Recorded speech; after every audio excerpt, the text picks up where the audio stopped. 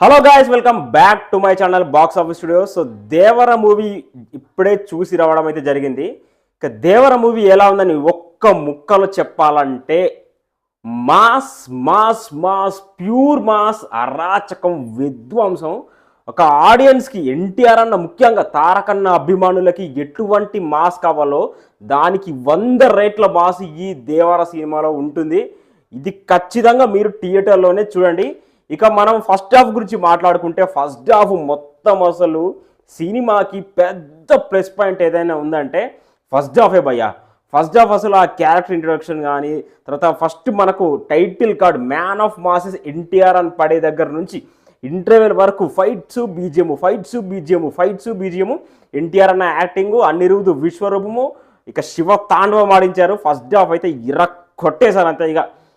ఇక స్టార్టింగ్ నుంచి మనకు వరల్డ్ కప్పు, సో తర్వాత స్మగ్లింగ్, సో ఒకడు ఉంటాడు చూడండి, అది ఇది అంతా ఇంట్రడ్యూస్ చేసే విధానము, తర్వాత సముద్రాన్ని ఇంట్రడ్యూస్ చేసే విధానము, ఎన్టీఆర్ తారకన్న ఇంట్రొడక్షన్ కానీ, ఇక తర్వాత మనకి ఇంటర్వెల్ బ్యాంగ్ కానీ, ఇక ఫైట్స్ బీజిఎం, ఇక ఫైట్స్ బీజిఎం తప్ప ఫస్ట్ హాఫ్లో ఏముండదు.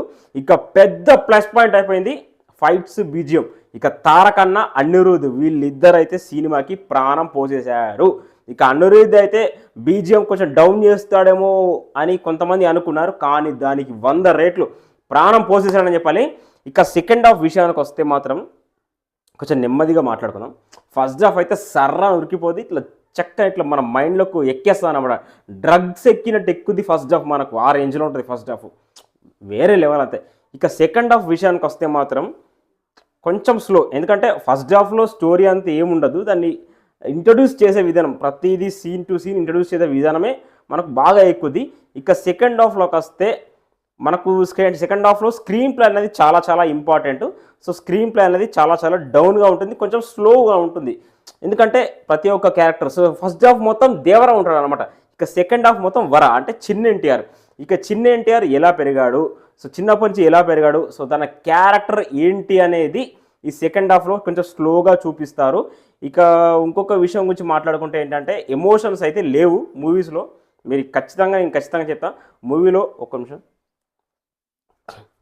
ఓకే, మూవీలో అయితే ఎమోషన్స్ అయితే లేవు. తర్వాత మనకు స్క్రీన్ ప్లే అనేది చాలా డౌన్గా ఉంది. ఎలా అంటే స్క్రీన్ ప్లే ఎలా ఉంటుందంటే మనం ఒక 10 సినిమాలలో ఏదైతే ఊహిస్తామో, ఏదైతే ట్విస్ట్ మనమో ఊహిస్తామో అదే ఉంటుందన్నమాట. అంటే చిన్నవి, ఇక మెయిన్ ట్విస్ట్ అయితే ఉంది, అది కూడా నేను మాట్లాడతాను. సో మెయిన్గా మనం ఇది జరుగుద్ది, ఇది ఇలా ఉంటుంది అని ఏదైతే మనం అనుకుంటామో, సో సెకండ్ హాఫ్లో దాదాపు అదే జరుగుద్ది.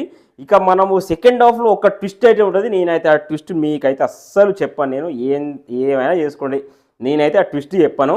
ఇక ట్విస్ట్ అయితే నిజంగా మైండ్ పోయింది భయ్య.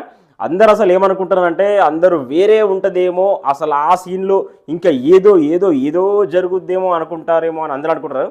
కానీ దానికి మొత్తం ఎట్లా అంటే plan reverse, plan A plan B కాదు, ప్లాన్ సి, మొత్తం రివర్స్ ఉంటుంది. దానికైతే ఒక్కొక్కడికి మైండ్ మింగుద్దని చెప్పాలి. ఇక అంతకు మించి నేనైతే ఇకేం చెప్పలేను. ఇక ఎమోషన్స్ తగ్గాయి, సో స్టోరీ కూడా అంత ఉండదు, ఎందుకంటే ఇది 2 పార్ట్లు. యాక్చువల్లీ ఒక్క పార్ట్లో తీస్తే కనుక అందులోనే స్టోరీ, అందులోనే ఎమోషన్స్, అందులోనే ట్విస్ట్ అన్నీ మిక్స్ అయ్యి ఫస్ట్ పార్ట్లో కనుక తీస్తే సినిమా ఇంకా వేరే రేంజ్కి అయితే వెళ్ళిపోయింది. ఆల్రెడీ సినిమా ఒక రేంజ్లో ఉంది, మరీ సూపర్ హిట్ బ్లాక్ బస్టర్ అద్దరిపోయింది అని సినిమా అయితే బాగుంది. ఒకవేళ పార్ట్ 2 కనుక క్యాన్సిల్ చేసి అన్నీ ఒకటే పార్ట్లో తీస్తే మాత్రం ఇక నెక్స్ట్ లెవెల్ ఉండదు అసలు. ఇక రాజమౌళి సెంటిమెంట్ బ్రేక్ అయిందా అనేది నేను లాస్ట్లో అయితే రివీల్ చేస్తా.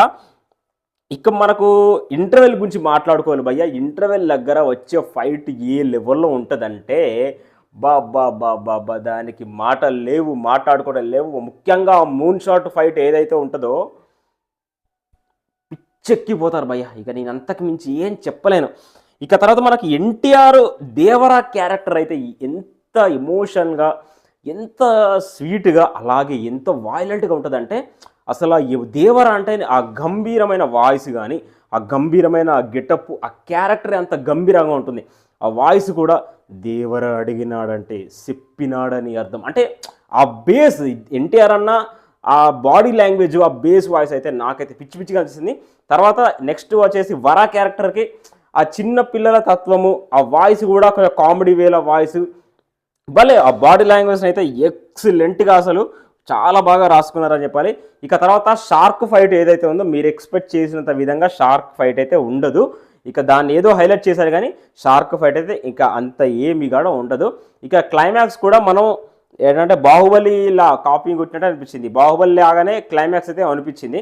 ఇంకా క్లైమాక్స్ ఇంకేదైనా ఇంట్రెస్ట్గా కొరటాల మార్కు ఉండే విధంగా క్లైమాక్స్ రాసుకుంటే మాత్రం ఇంకా వేరే లెవెల్లో ఉండేది. నేనైతే ఒక్కటే చెప్తున్నా, అది చెప్పిందంతా ఒక ఎత్తు, ఇప్పుడు ఒక ఎత్తు.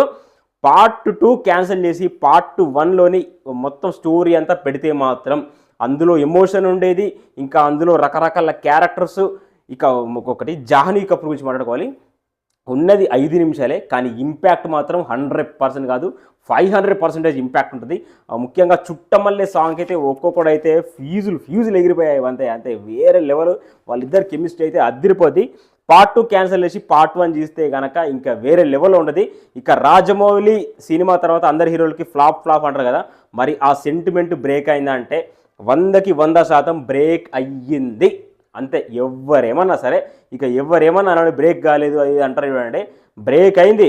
మొదలుపెట్టింది ఎన్టీఆర్ఏ, దానికి ఎండ్ కార్డు ఇచ్చింది ఎన్టీఆర్ఏ. సినిమా అయితే అదిరిపోయింది భయ్య. ఖచ్చితంగా చెప్తున్నా, మీరైతే థియేటర్లోనే చూడండి. ఫోన్లో చూస్తే మాత్రం ఇంపాక్ట్ ఉండదు.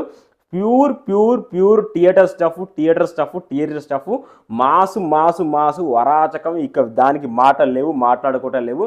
ఇక మాస్ ఎవరికైతే కావాలో ఖచ్చితంగా దేవర సినిమా చూడాలి, దేవర సినిమా మాత్రమే చూడాలి. అది తప్ప నేను వేరేం చెప్పలేను. ఇది నా రివ్యూ. మరి నా రివ్యూ మీకు నచ్చిందా లేదా నాకు కమెంట్ సెక్షన్లో కమెంట్